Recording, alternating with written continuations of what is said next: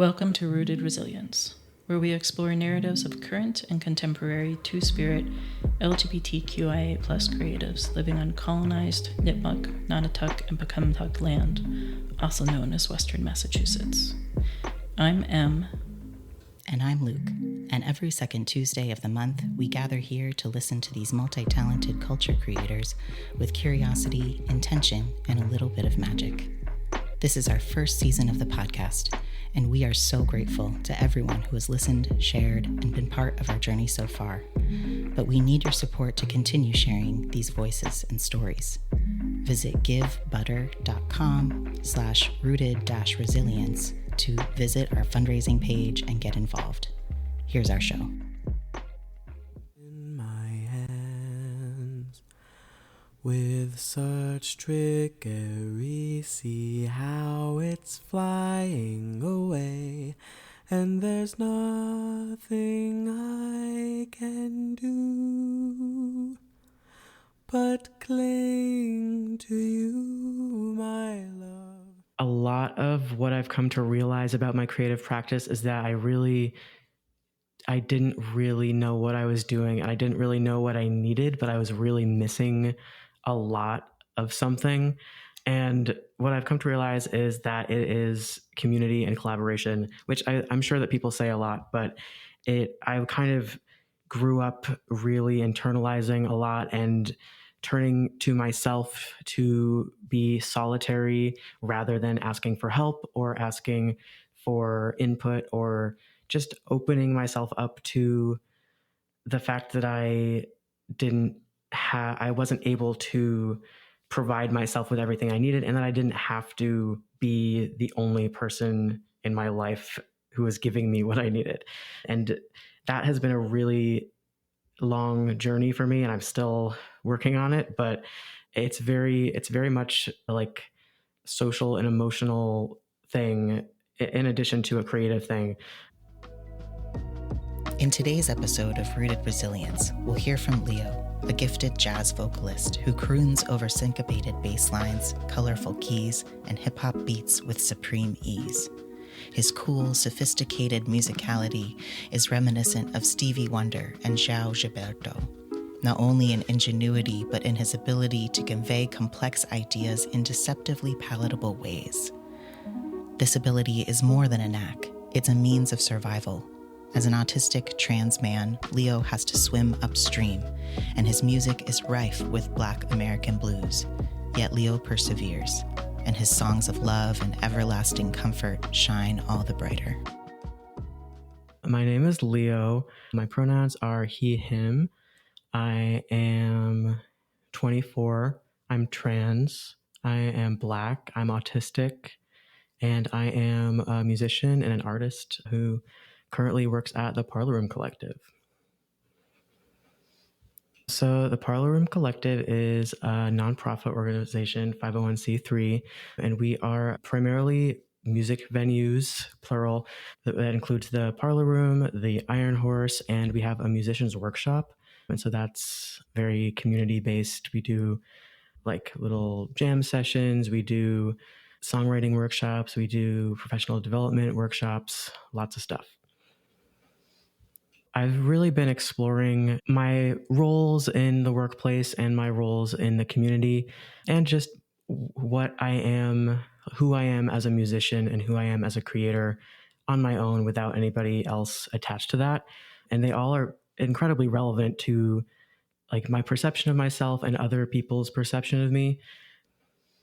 I think that transness and being autistic and being Black, they play a really direct role in how I operate through the world. And I think that's also had a really large impact in the work that I am bringing to the community and the music that I write and the art that I make. When I'm talking about how I'm showing up in the workplace, I think a lot of that is me kind of allowing myself to show up really authentically and not masking. Really unmasking is a good word for that.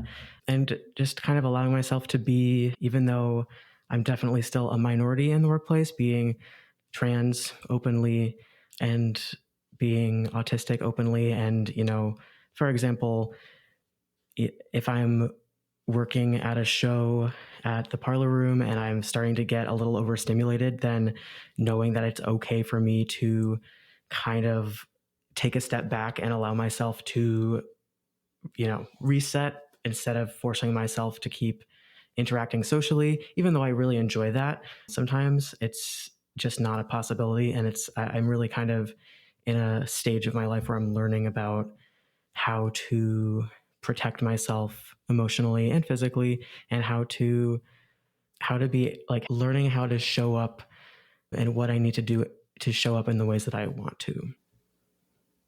In this next part, Leo shares a tender reflection around his current creative work before moving back in time to talk about where and how his relationship to music began. Well, this is definitely something that is a little bit sensitive for me at the moment, but I've really been struggling for the past several years with being creative with my own work.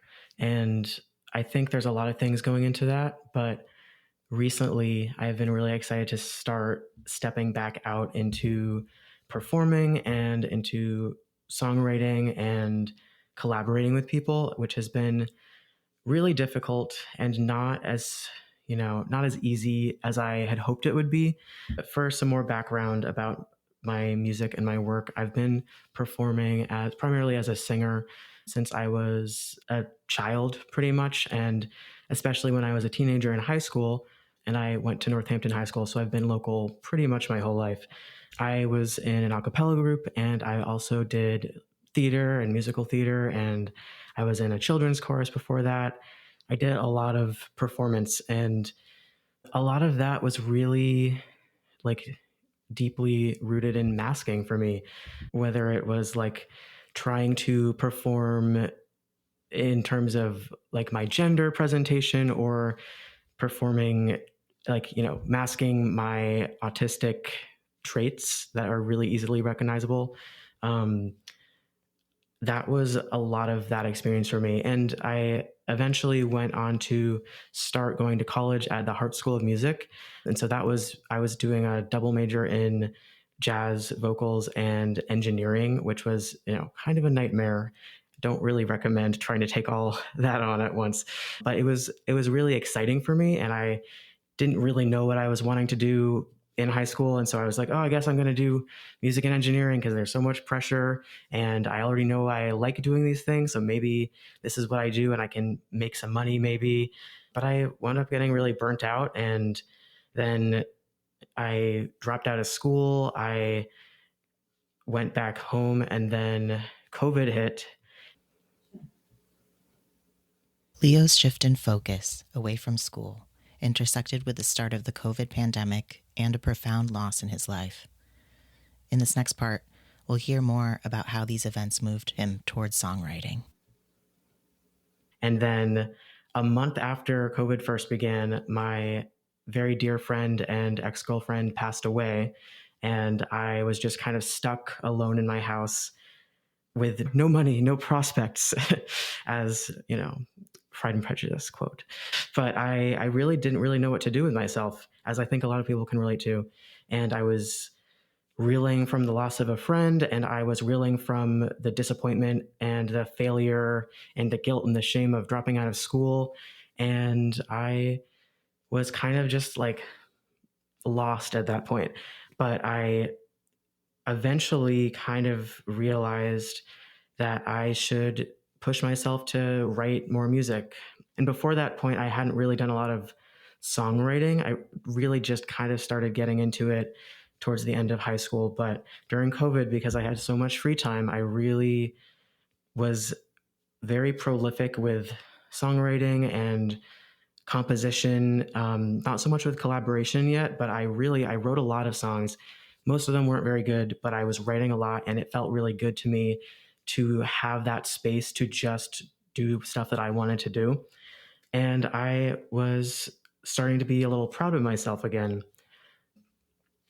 And then things kind of slowly started returning to normal, and I was working in public more frequently. And I immediately noticed that I was less able to be creative and write music, and kind of starting to make some connections about being autistic, which I didn't previously have a diagnosis for, and feeling a lot of burnout, feeling a lot of that guilt and shame again. And I was still creating stuff, but I was starting to struggle again. And I kind of on and off from that point on until now have little bursts of creativity where I'm just kind of like hunkered down, really hyper fixated on a project, which is, it's really great in the moment. But then afterwards, I'm like, whoa, I did not sleep last night and I didn't eat for like 7 hours because I forgot about it. Not the healthiest way to be creating, and not really taking care of myself, but also following that burst that I was looking for the previous weeks or months. And now, since I have started working in the music industry for the first time, which started about a year and a half ago officially, I have been around music pretty much every day, which is awesome. Even if I'm not performing, I am seeing other people perform, and I'm talking about music, and I am talking about like every aspect of music every day. And that has made a really, really large impact in my ability to kind of very gently ease myself into a place where that feels comfortable again. And also providing me with more opportunities to like view live music and experience live music and perform myself. Leo shares more here about what he's currently working on, intentionally addressing the challenges that come with his process. I'm definitely really wanting to emphasize the challenge part of this.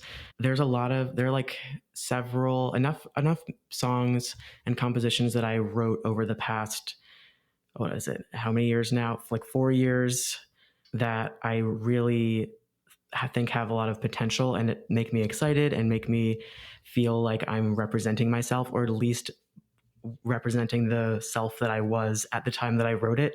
And I am really, really excited to be starting back the process of trying to release my first album, which is definitely very stressful for me. And I know I'm going to have a lot of setbacks getting to that point, but I know that I just have to really push myself gently, but push myself to get my work out there and kind of overcome all of the barriers that I've been facing to getting over this large weight that has been on me. Even though it's like a good weight in a lot of ways, it's still like kind of needing to move forward in my creativity. And maybe this will be a vessel for my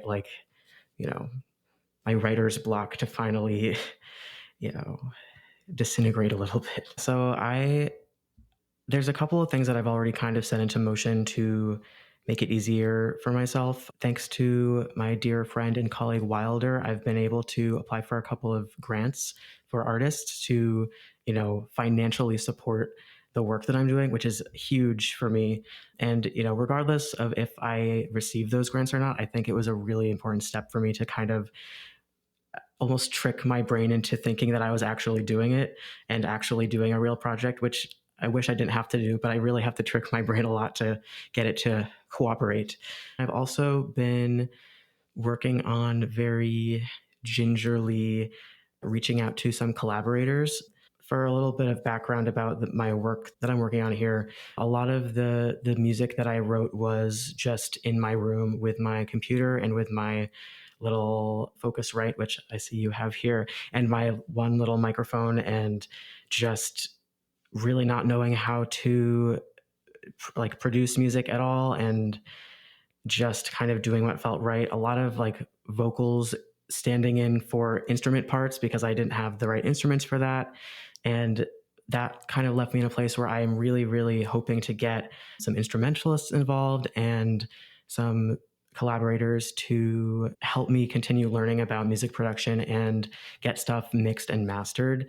And also, I don't want to be too ambitious here, but try to gently ease myself into performing some of my own original music, which I still haven't been doing. But I think that's going to be kind of the biggest step in this process. Are you a listener wanting to dive into the conversation? Join us on July 23rd for the next Rooted Resilience Community Dialogue Circle.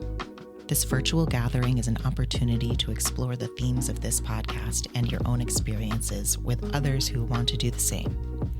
In July, we'll bring in themes from our recent conversation with author Hannah Mushabek and this interview with musician and artist Leo. Co-host of the podcast, M. Rudder, will facilitate the dialogue. Join us on July 23rd at 6:30 p.m. To register, visit rootedresilience.substack.com/events. A resounding theme in our interview with Leo was community. In this next part, Leo speaks more about how learning to value himself and tend to his inner child relates to how he connects and builds with others.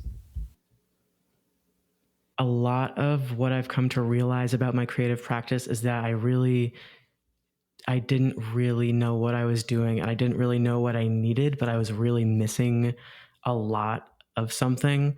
And what I've come to realize is that it is community and collaboration, which I'm sure that people say a lot, but I kind of grew up really internalizing a lot and turning to myself to be solitary rather than asking for help or asking for input, or just opening myself up to the fact that I wasn't able to provide myself with everything I needed, and that I didn't have to be the only person in my life who was giving me what I needed. And that has been a really long journey for me, and I'm still working on it, but it's very much like social and emotional thing in addition to a creative thing. And there's so much of my work that has been tied to like my self-esteem and my worth, just because I was often like praised for being like a good singer as a kid, and I struggled with a lot. And so I kind of turned that into that was my value to the world. And when I quote unquote failed at college, then my inner child was like, well, that was everything. So we have no value anymore. And so my creative practice at this moment is taking really good care of my inner child and reminding little Leo that I have so much value in so many ways, and that my music, even if I stopped doing music and stopped creating music forever right now, I would still be valuable, and I would still be an asset to the community, and my friends would still like me, and I would still be cool, a little bit cool, not that cool, but kind of cool sometimes. So yeah, and I think that realization and coming to that realization has really influenced the ways in which I'm trying to create things. And kind of the things that I'm doing at work right now are really closely tied to my own creative practice, and facilitating other people building community is helping me to build community for myself and make, important and tender connections with people in so many aspects. And it's been really wonderful to see. We learn that there is another layer to Leo's creative voice, one that centers and uplifts the voices of others. As I said earlier, I'm working at the Parlor Room Collective, and a lot of what I'm working on there is the Uplifting Queer Voices program. This was born out of an idea that I've had for a really long time, kind of along my trajectory of wanting to see more people like me doing stuff that I wanted to do. And knowing that growing up in Northampton and in Western Massachusetts as a Black person and as a poor Black person, I really wasn't seeing a lot of people like me around here. And, adding in the other layers of marginalization that I experience of being trans and being autistic, I rarely, if ever, have seen a Black trans autistic person on stage, on a big stage, definitely not, but on any stage, singing and being authentic and doing what they love. And that is really sad to me, because I think that if I had seen that growing up. And if I saw that now, I would be in such a better place. It makes me so happy to see people doing what they love and succeeding. And just get it. Like when I first had this idea really seriously at the beginning of my time at the Parlor Room, I was just kind of starting to see how in the Parlor Room and also in other performance spaces locally, I'm still seeing a really huge gaps in representation on stage and in staffing and in audiences and access to music spaces in general, just across the board. And so with that understanding, I really started scheming and hyperfixating on writing what I like to call a manifesto of ideas and ways in which the Parlor Room's position as a nonprofit music organization and my position within the organization, which wasn't really official at the time, could be how we could use our position to support the community better and increase accessibility for everybody, and especially people like me who are not working with a lot of resources, but still deserve and need to and want to be involved. And so, yeah, from there, I had this idea. I gave it to our director and he said, "This is a great idea. We should do something with this." And so luckily, Wilder was there and knows a lot about grants, and we wound up applying together for the Live Music Society's Music in Action grant, and we got it. And that is a $50,000 grant just to do this programming. And so as we were kind of discussing earlier, I was like, whoa, okay, I guess we're doing this now.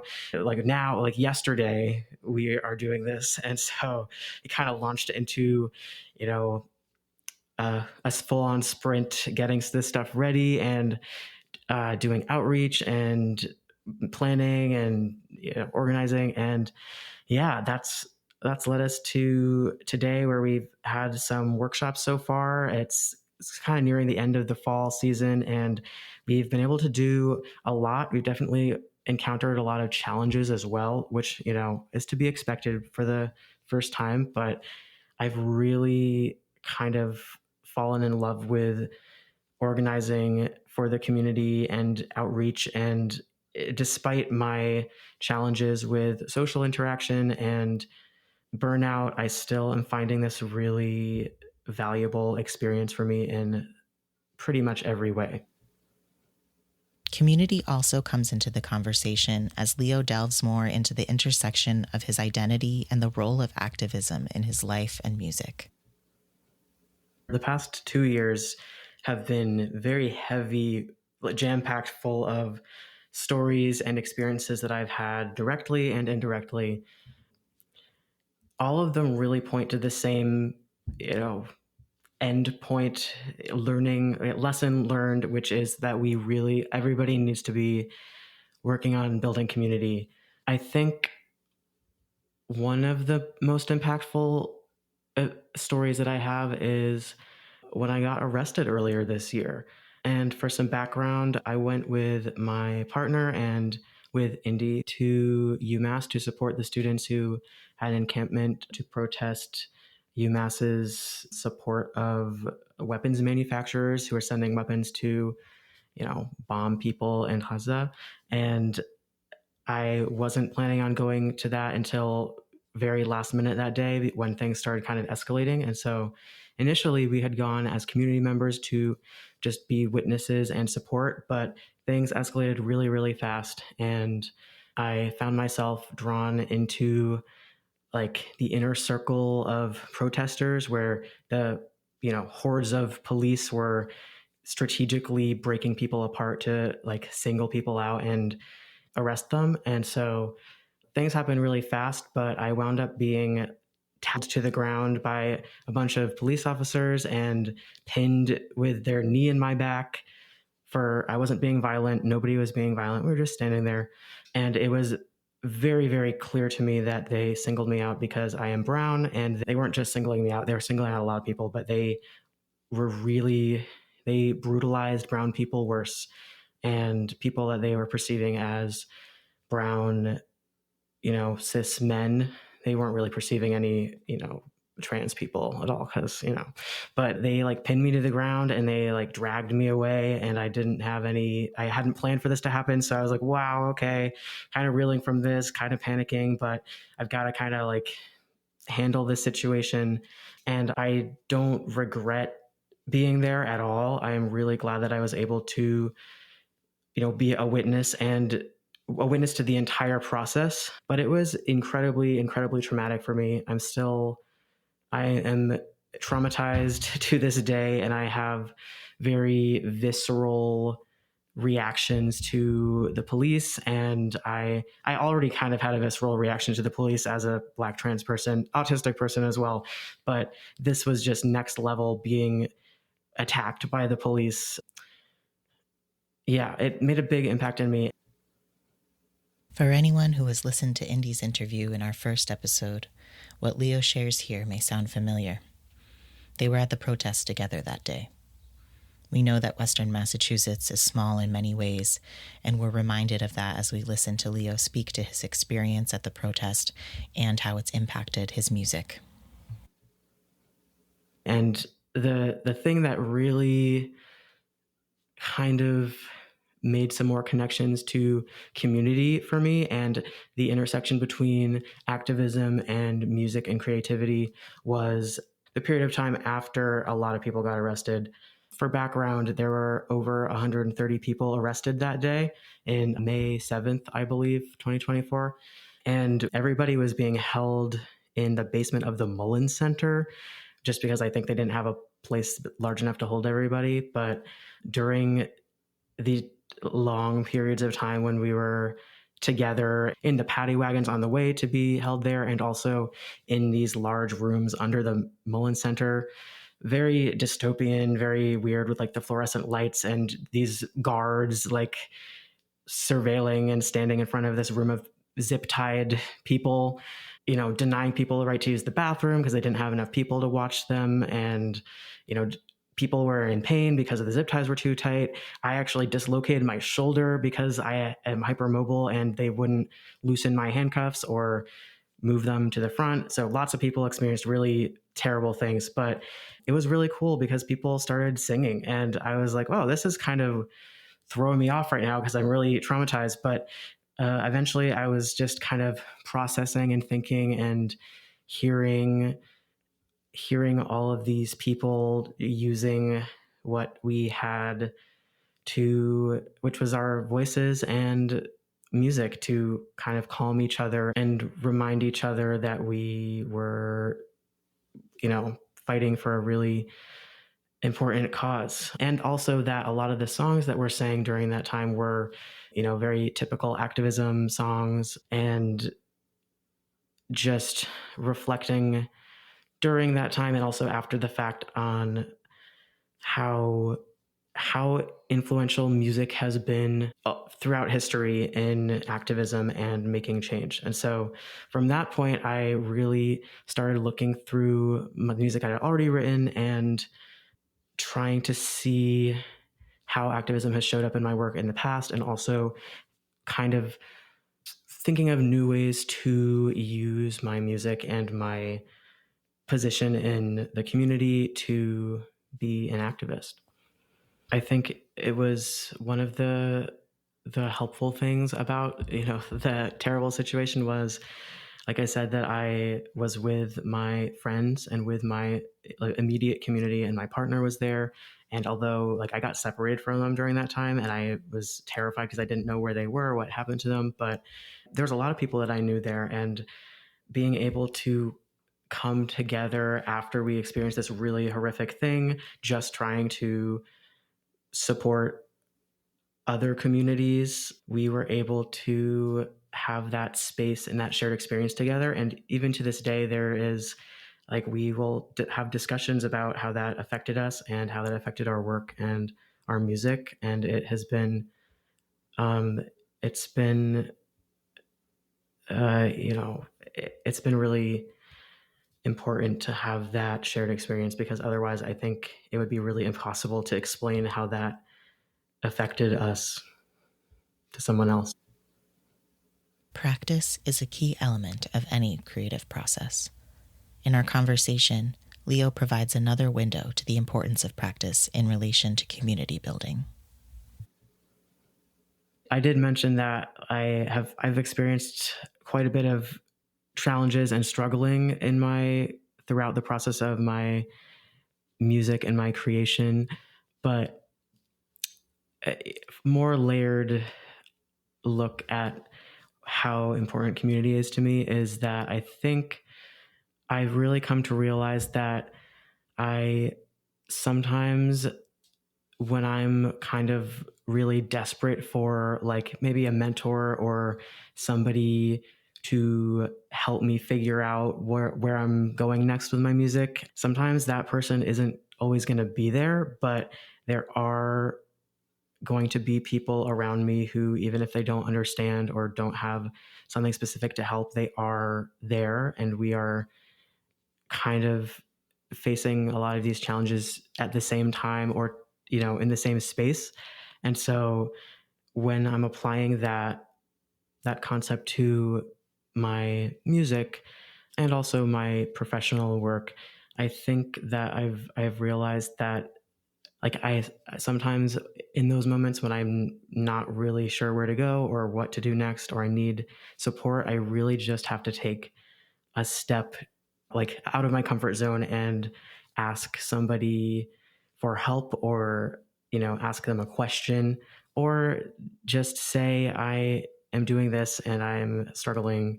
Is anyone else struggling right now? And they're like, yep, it's terrible, kind of, but yep, we're here. And that is often enough for me to kind of get out of my own head and be like, okay, I can either step back from this and come back as a Leo from later on when I feel very different, or I can kind of focus in a little bit more with these other people who are here with me. And that has been a lot of different people for me in very small ways or larger ways. But it's really like, I think that I've been really embracing the fact that I have things to take away from every interaction that I have, and I have things to learn from everybody that I know and people that I just meet randomly on the street, which it might be a little bit cliche sounding, but it really is true. And I think that pretty much every interaction that I have with people is an opportunity for me to add to my music and my community projects.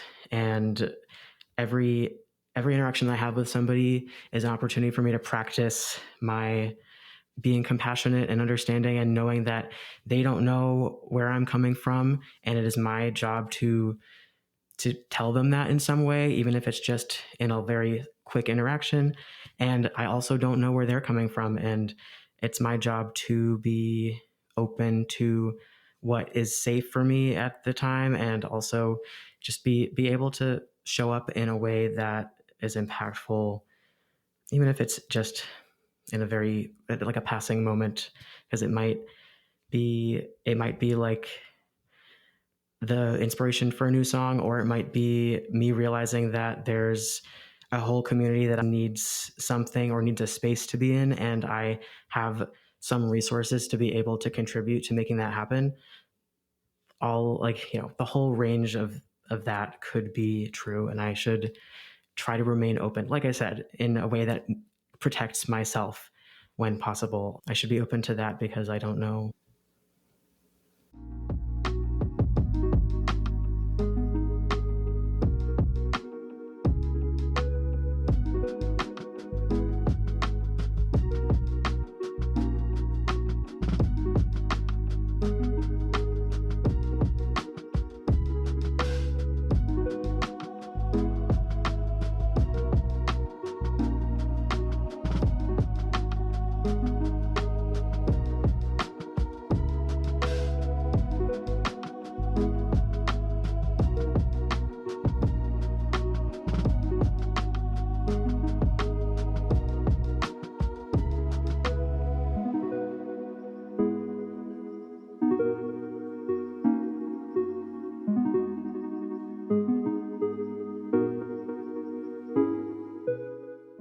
This podcast is part of the Rooted Resilience Project, made possible through the generosity of these supporters and sponsors. Lemon Bakery, a queer and trans-owned bakery in Amherst, Massachusetts, run by Rory Hansen, providing homemade, locally sourced, seasonal baked goods with curbside pickup and delivery service.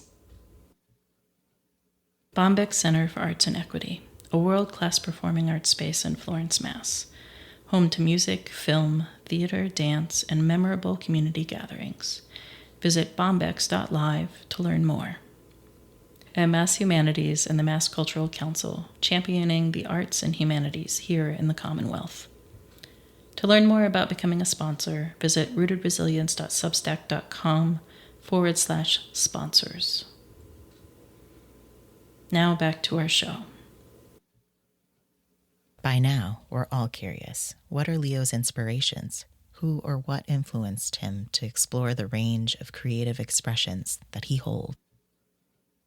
My specific, very literal music inspirations and influences change pretty much every time I'm writing something, because I kind of, the way that I like to write music is really based on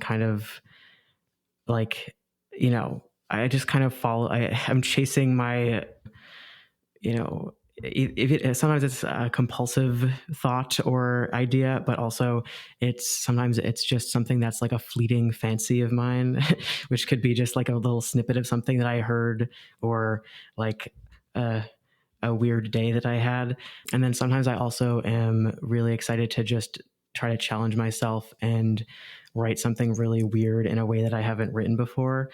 But then I also always have an underlying musical influence of my, choral beginnings, which really, like I was kind of explaining before, when I was first starting with music production and songwriting, I really was writing from the perspective of a vocalist. And so a lot of my work has a very strong vocal element, but I like to use that in a way that is not typically used in mainstream songwriting, which again, I think a lot of people say that about their music, but the way in which I like to do that is, just following what my brain is naturally doing. And then, if I wind up needing to change something later, then I can take it out of vocal, but sometimes it sounds really cool to have a lot of vocal parts singing things that vocals don't usually do. And in terms of people who are influences, I really kind of lean into my jazz background a lot these days. I have always been a huge fan of Esperanza Spalding, who is an activist and a really incredible vocalist and bass player and songwriter. And I have really absorbed a lot from listening to her various albums and performances. And there's a lot that I think being autistic as a musician has been very interesting in the way that I kind of approach singing, or that I used to approach singing. I was really trying to, in the beginnings of my creativity, I really spent a lot of time just trying to imitate exactly how other people were singing songs. And so if I'm singing a song, I'm not just singing a song for fun. My brain was like, okay, we have to get every single note, every inflection, the tone has to be spot on. It wasn't even on purpose. It was just, that's the way that my brain works. And so for so many years, I was just singing the exact way that I was taught to sing, or the exact way that I heard it in the recording, and only that specific recording that I listened to. Someone was like, have you heard this recording? I was like, no, I only sing it this way because this is the way that I learned. But the reason I'm mentioning this is because with Esperanza Spalding, that's how I first started getting inspired to learn how to do scatting with jazz. And so I listened to her song, I Know You Know, which is a pretty popular one. And I, practiced that song until I was singing it the exact same way as her. And in the end of that song, there's some really there's 8 bars of improv. And I was like, oh, okay, well, this isn't really improv because I'm just copying it exactly, but this is really actually cool. And I should start learning how to improvise. I don't know who to be. I don't know how I feel, but every day I love. And so I started practicing again, really imitating a lot of old jazz standards and like people like Ella Fitzgerald and just like the classics from the old jazz standards. But that really kind of helped break me out of my rigid thinking and helped me to be more flexible with my mindset and also with my vocal cords. And so that was pretty influential in how I've been able to kind of open up from that rigidity. But then I also still definitely have that, at the heart of my beginnings. And so that I think that really comes through in my music that I write now. I've been able to blend those things pretty nicely and understand that I am going to be a rigid thinker for my whole life, but there are also ways that I am able to very, beautifully break out of that. In this next part, Leo shares more about new work on the horizon, which includes both producing an album and the inner work of taking care of his younger self. Yes.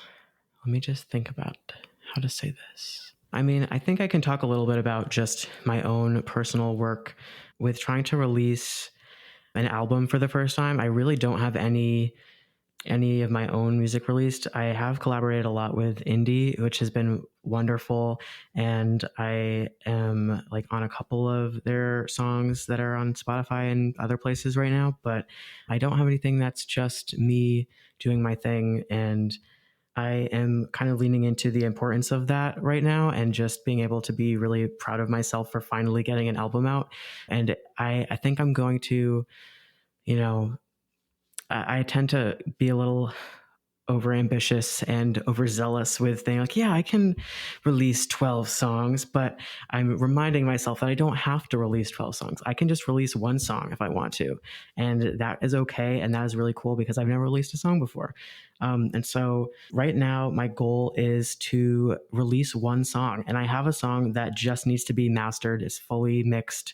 It sounds pretty good. I will never be satisfied with it, but that's okay. And I really just want to get myself to the point where I'm releasing it. And if I need to spend another dozens of hours, going over the details before I feel comfortable with that, that's okay. But I think by this summertime, which is my goal right now, I would like to have at least one song out and then be in the process of, hopefully with some grant assistance in terms of funding and maybe getting some new equipment. But I would like to release an EP with some of the other songs they're a little bit less complete. Yeah, I think it's really important for me to say that the reason why it's important for me to be telling myself that it's okay is because I don't really believe that it's okay all the time or even most of the time. But as I kind of touched on earlier, I'm really trying to take care of the inner little Leo who doesn't think that I am valuable and doesn't think that I can do anything cool or do anything right.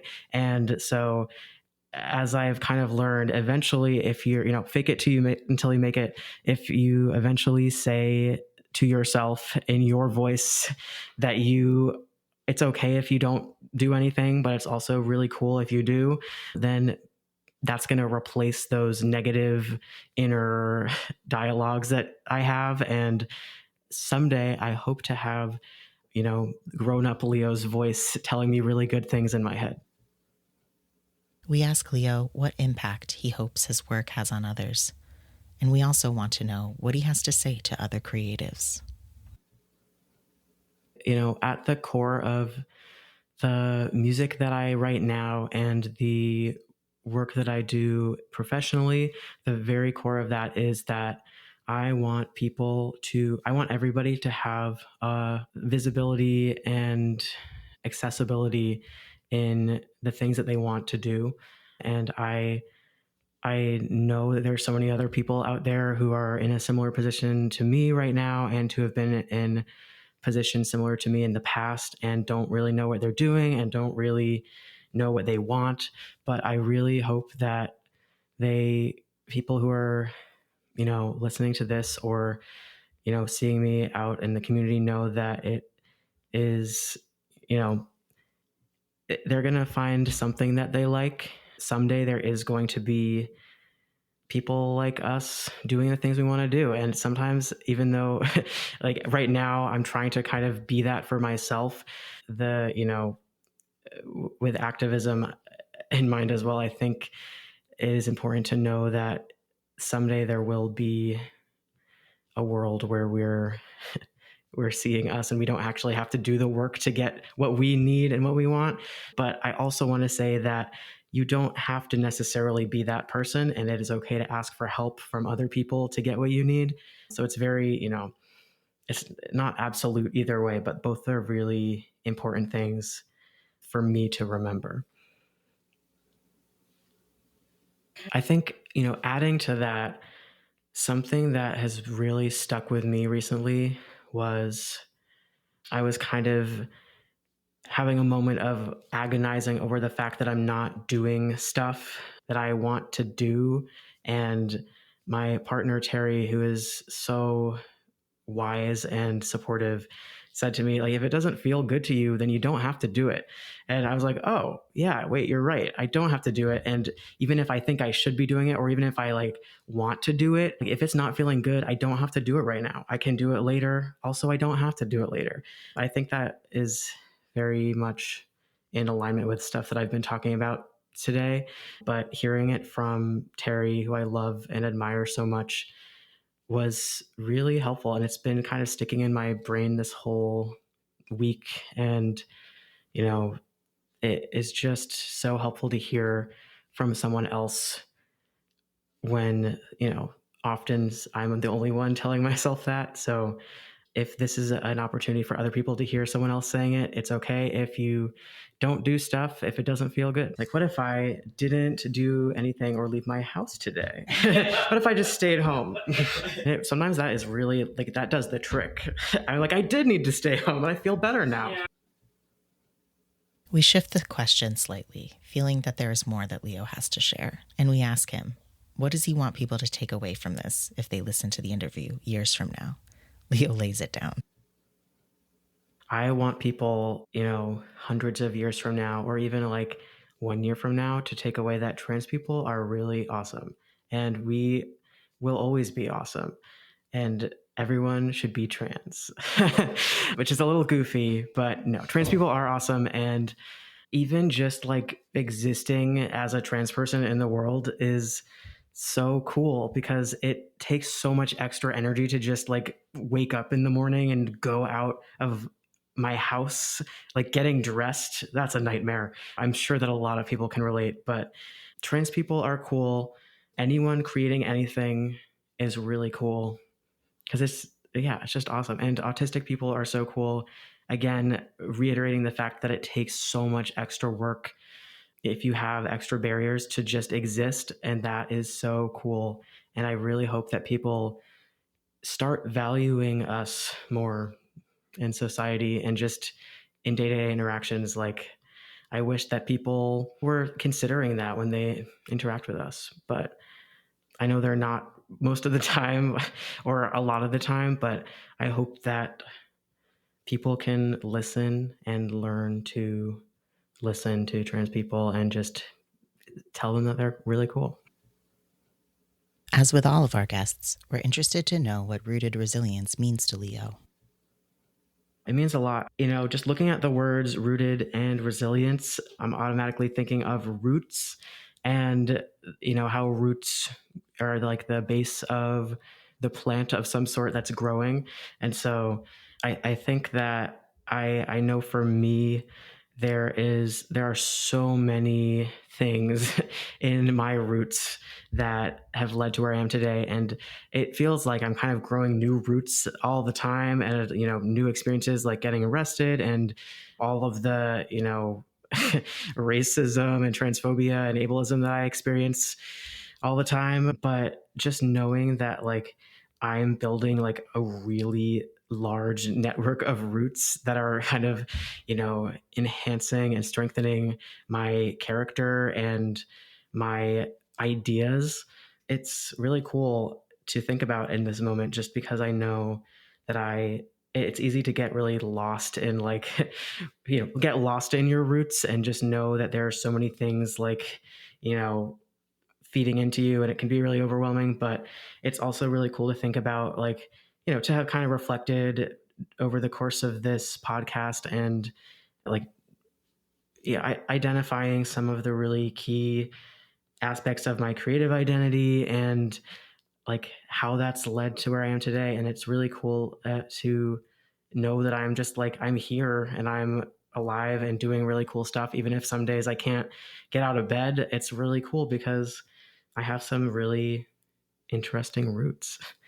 And the resilience aspect of that is, I'm still here and I am being resilient, and I have been able to share that resilience with other trans people and other Black people and autistic people that I meet and that I collaborate with. And I'm going to keep extending those roots to other people's plants that they're growing. And then soon we'll have a mega plant, so trans people can be really trans and take over everything.